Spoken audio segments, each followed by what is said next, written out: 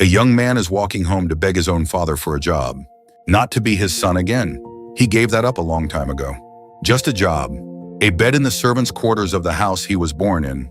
He has the speech ready. He has been saying it under his breath for days.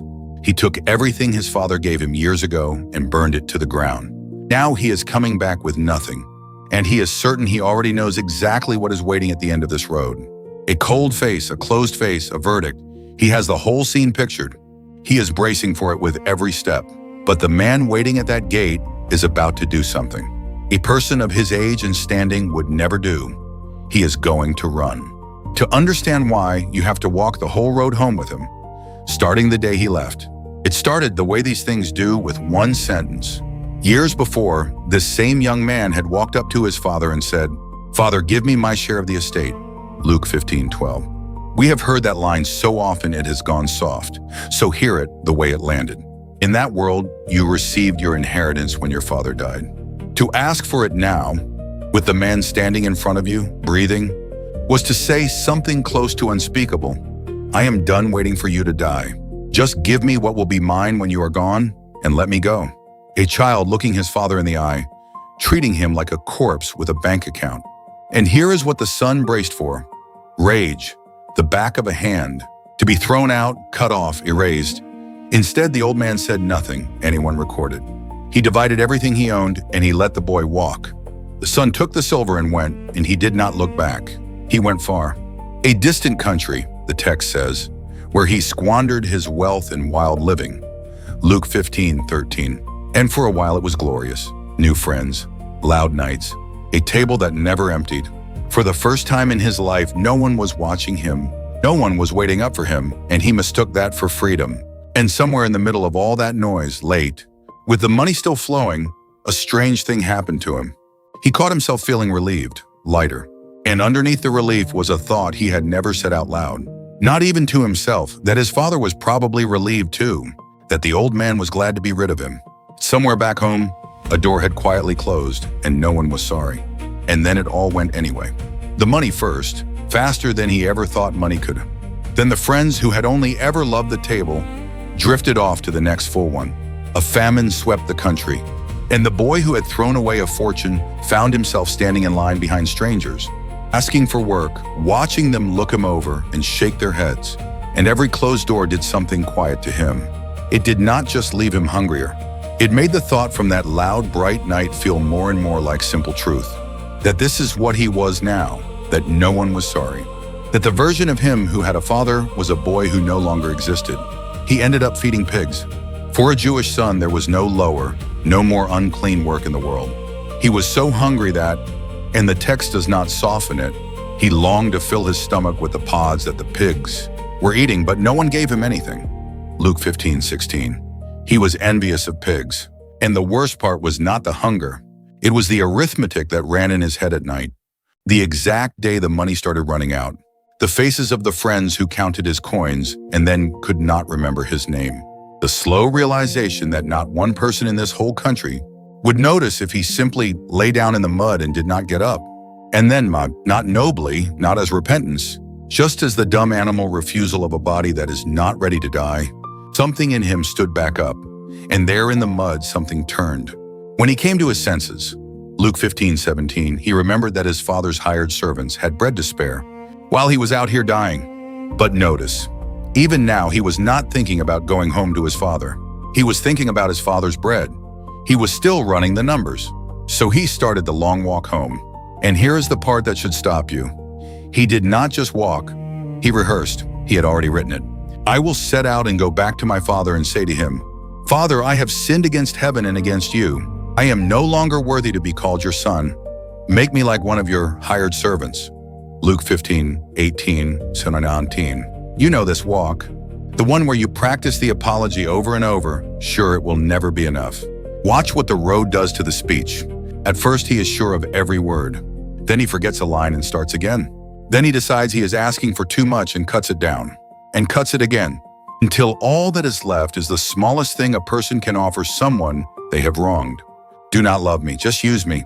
Let me be a servant in the house that used to be mine. And the whole way he is walking toward a picture in his head. His father at the gate, arms crossed, face like stone, deciding what a ruined son is still worth. That is the man he is rehearsing for. That is the face he is bracing himself to meet. He is close now, close enough to see the house. A small, ragged figure at the far end of the road, head down, mouthing the speech one last time.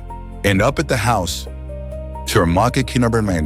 the old man is doing what he has done every evening for longer than the servants can remember. Watching the road, something moves at the edge of it. He stops. He squints, just a shape far off. He has done this on so many empty evenings that he has learned not to hope too fast. He has been wrong before, more times than he could count, and each time it cost him the whole walk back to the house. So he waits, the shape keeps coming. It does not turn off toward the village the way every other traveler does. It comes toward the house, and there is something in the way it walks, something thinner than it should be, and slower, and bent with shame. But underneath all of that, a walk he would know in the dark, from a mile off after 100 years. For one more second, he tells himself not to be a fool. Then he stops telling himself anything. His breath catches. His mind does not even finish the thought. That is him. That is my boy. And his body finishes it for him. And the old man sees him, not at the gate, not after the boy has crawled the last mile. But while he was still a long way off, his father saw him and was filled with compassion. For him, he ran to his son, threw his arms around him and kissed him. Luke 15:20. He pulled up his robe, and an old man's bare legs hit the dirt. And he ran, past the gate where his son had pictured him standing, gasping, undignified, the whole village watching their elder make a fool of himself in a cloud of dust. Because his boy was on the road, and the boy is still inside his speech. He gets the first part out. Father, I have sinned against heaven and against you. I am no longer worthy to be called your son. Luke 15:21. And then he stops. Because there are arms around him and a wet face pressed to his neck, and he never reaches the last line. Make me one of your hired servants. The line he walked 100 miles to say, his father never even lets it out of his mouth. For a moment, the boy just stands there stiff. Arms still at his sides, the rest of the speech dying in his throat. He had braced for a locked gate and a turn back. He had not, in 100 miles of rehearsing, braced for this. He can feel the old man shaking. He can feel a beard wet against the side of his face. And slowly his own arms come up and he holds on. He came home to trade himself down to a servant. His father had never, for one single day, stopped calling him a son.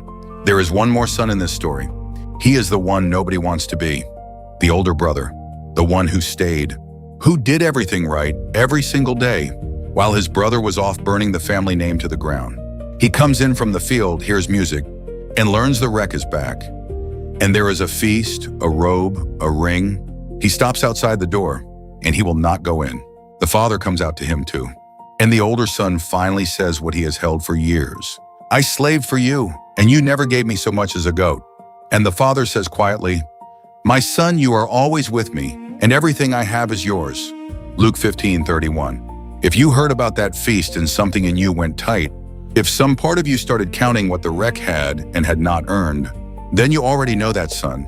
You have stood where he is standing, arms crossed, sure you have the math right. And the story just leaves him there. Outside the music, in the dark. It never tells us whether he ever went in. So why did the father run? Not for a good enough speech. He never let it finish. Not because the boy had earned his way back. He came home for a job, not a father. He ran because the son he thought he had lost was on the road again, and nothing else came close to mattering. So picture it the way it actually happened. A son on the road, head down, rehearsing his apology, braced for a cold face and a closed door, and a gray-haired man who had watched that empty road every evening for years. Already off the porch, robe twisted in his fists, bare old legs in the dust, running. While his son was still a long way off,